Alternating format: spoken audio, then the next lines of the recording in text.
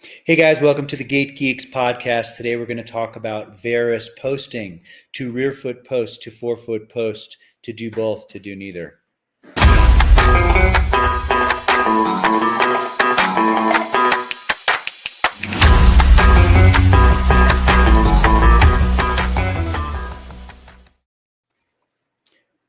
How's it going, guys? Today we're going to talk all about posting. This is an article that blew my mind, not because it was so fantastic, but because of what it led me to. I usually find stuff because I'm looking for other stuff. I do searches pretty regularly during the week looking for new stuff on orthotics and things like that. This particular one talks about two different methods of measurement, which we'll talk about in a minute. Turns out that we were kind of doing this, but not exactly when we were looking at stuff in the office. But some of the data was really interesting looking at it. But anyway, we'll kind of get into it a little bit. They took, it was less than 40 people that they looked at. They looked at, let me see exactly. I'll be able to tell you here in a second. Huh. I think it was 40. Let me make sure, but I think it was 40. Keep going. Yeah, it wasn't a whole lot. And what they did was they looked at people shod, and then they looked at people with an orthotic, a rear foot only, and then a rear foot, forefoot. And then they looked at these folks with two different measuring methods to come up with what size post they were using. So that in and of itself was pretty interesting. Trying to find the exact, it was 36 people. There's 35 or 36. Yeah. Yeah. It was pretty, it wasn't huge, but let me just pull up the article here. So what they did, and here's, let's just go there first. Can you put up that slide from the Monahan paper? Yep. So what they did was they looked at how to measure the rear foot to forefoot relationship. And they had two different methods. The one on the right that we're looking at on our screen here is the traditional root, orient, and weed method, where they call this the intrinsic method. You take a plumb line down the back in the middle of the leg, you measure the angle of the calcaneus, that's the rear foot angle, and then you measure the angle between that and the forefoot, and that gives us our forefoot angle. And they used that to determine what size wedge they were going to do. So A, just to clarify, A is the rear foot, B is the forefoot in this image. Correct. Yeah. Mm-hmm. And then they use that to determine. The second method proposed by Monahan during another paper that she had wrote, looking at forefoot valgus moments, or valgus moments of the forefoot, with two different methods. They do what's called an extrinsic method. So what they do is they take a perpendicular drawn to the table. Okay, so that's line C that we see on the left-hand side, and then measure the angle of the heel with respect to that. So the table is serving as an external reference, and then they measure the forefoot measurement with respect to the table. And what she found in her paper, that we're going to talk about in another whole podcast because it was pretty fascinating stuff, was that the second method, taking an external point of reference, was more akin to what the biomechanics were actually happening and more predictive of what was going on then. Using the intrinsic method, which is the one that, frankly, I'd been using for years and years and years, and lots of other people had been using as well. So that's what led us to this particular paper and some of the findings here. So what they did in the paper is they looked at people measured and looked at these two different ways. W1, method one, was basically the older intrinsic reference method. W2 is the newer extrinsic method.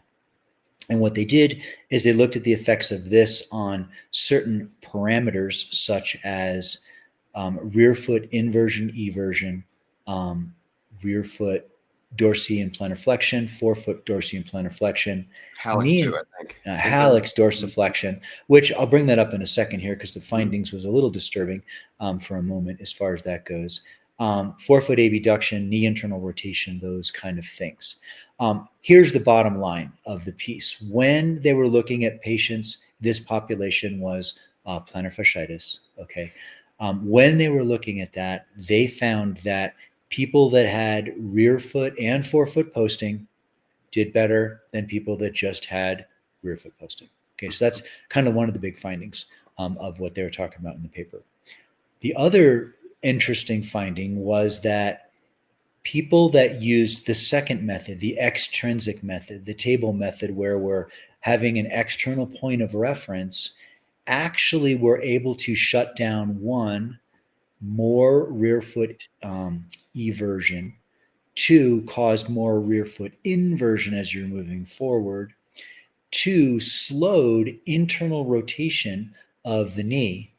Okay, and it decreased forefoot abduction. Now, both of the methods did have an effect on peak hallux dorsiflexion, which sounds like that's a good thing. But if we think about it, it's kind of about hallux dorsiflexion. A lot of times, that's the whole reason we're picking up the base of the first and dropping the head of the first, is to create more hallux dorsiflexion so we can get through to that high gear push-up. And I'm kind of anxious to hear what you thought of that finding as well, Scott, when they were doing them. Yeah, no, I'm along the same lines as you on that. I was very interested to see that result. It was very kind of like, huh? Like, okay, like why are they thinking this is a good thing or not a good thing? And I think it has a little bit to do with the windlass mechanism and the actual length of the plantar fascia as you extend that. And by kind of, if I'm thinking about this correctly, by limiting that, you're actually shortening how far the plantar fascia goes and thus decreasing the tension across it. Does that make sense? No, I think that that's the point that they were trying to bring out in the Yeah. article. Exactly like that. I've always thought about orthotics as basically picking up the base of the first, dropping the head of the first, and increasing that so we get better high gear push off. Right. And again, if the plantar fascia is able to do it, it's great. But if the plantar fascia is in a restricted state or a painful state, then you may want to keep that tissue shortened, right? So it's that tissue stress model where, an elongated, irritated tissue is not going to handle that elongation stress as well. Therefore, doing your best to shorten that and offload it some is the technique of choice that I particularly tend to lean towards. So if in fact that amount of hallux extension / dorsiflexion, however you want to classify it, was limited, then in essence you're decreasing the stress to that, which is in essence a good thing for this particular patient population. And if you think about it from a kinetic and a kinematic standpoint too, if you invert the foot, which is basically what you're doing by doing rear foot and forefoot posting, we're also giving the tibialis posterior a larger mechanical advantage because we're True. shortening the muscle. And Correct. the tib posterior, along with flexor dig and flexor hallucis, is one of the things we use to help decelerate pronation as we're coming through. We talked about that on another podcast. Yeah. As far as that, especially, the tib posterior. Yeah. And this actually, this just makes sense to me in terms of like how the rear foot and forefoot post together seem to do a better job than just the rear foot post alone. And you and I were talking a little bit offline. If in fact somebody's got a neutral forefoot but a rear foot varus. Okay, so let's start with the rear foot varus part. If they've got, let's say, a 3-degree rear foot varus, that means that the forefoot relative to the rear foot is neutral, but relative to the ground, it's 3 degrees also varum as well. So in order to quote unquote make that foot neutral per root, and his philosophy on ideally locking that foot in that neutral position, you in essence are required to then post the forefoot as well 3 degrees. Now, let's say hypothetically somebody's got a 3-degree rear foot varum, non-weight bearing, and a 3-degree forefoot varum, which means their forefoot is in essence 6 degrees varum or varus relative to the ground or the floor. So if in that situation, you would relatively post the rear foot 3 degrees and you would post the forefoot 6 degrees, that would be what would balance the foot out in those situations. So if they're just posting the rear foot, you got to wonder what happens to the forefoot in this quote unquote balancing philosophical way of making an orthotic, we'll say. Yes. So the second method, where we take extrinsic points of reference, generally leads to a little bit more aggressive posting. That's what we're Yes. talking Yes. about here. So if it's a little bit more aggressive, it's going to shut down motion a little bit better. And in the first situation, it didn't even shut down knee internal rotation or affect forefoot abduction. And in the second situation, it affected quite a bit. And if we're thinking about, we're trying to limit some of that pronation and that internal rotation that's occurring there, then this seems like a way better way to do that. So one, little different frame of reference as far as when we're going to do that thing. Number two, if you think it's indicated, think about rear foot and forefoot posting rather than just either rear foot or forefoot posting. And There's go ahead. I'm sorry. I didn't mean I was to going to say, jump yeah, there's just not a lot of evidence for forefoot posting by itself working really well. There's some evidence that shows that rear foot posting by itself works really well. So if you take the two of them together, it's like 1 + 1 = 3. It seems to be somewhat better. Sorry, go ahead. No, I was just saying you can do what we call intrinsic posting versus extrinsic posting. In these situations, they use extrinsic posting, meaning that the wedge was placed on the outside of the actual shell, whereas with an intrinsic post, the actual, we'll call balancing of the deformity, for lack of a better term, is actually built into the shell itself.